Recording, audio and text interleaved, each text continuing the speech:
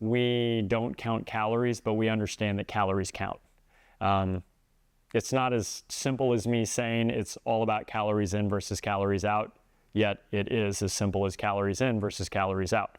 So having an understanding of what are those calories, okay, where are they coming from, and how do we get them?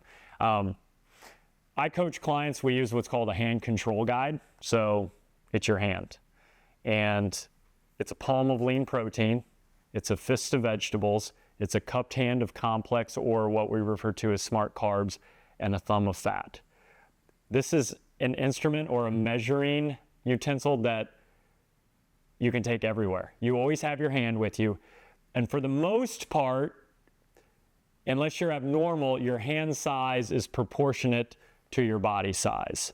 So for one, it may be that their palm size is 3 ounces of meat, and for others, maybe it's 5, but their body probably needs that amount. So we use a hand control guide, but each of those represents ultimately an amount of calories and also macronutrients. And that's a phrase some people are throwing around now, is if it works with my macros, or I'm measuring my macros.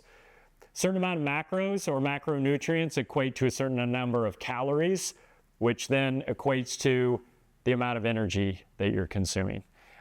So there are 4 things that provide energy. And when we're talking in terms of food, there's 3: fat, carbohydrates, and protein. Those are all the macronutrients. And so all 3 of those things provide energy. I mentioned 4, the 4th is alcohol, but alcohol, that's a topic for later. So the foods we eat always contain macronutrients. And it's important to understand that we need a certain amount of each of those macronutrients based upon factors such as what your fitness goals are. Even body type plays a role in that, of how well your body handles those things. So let's just make sure that you're eating an adequate amount of protein, carbohydrates, and fat, and not necessarily worry about like the exact number of grams that one is getting.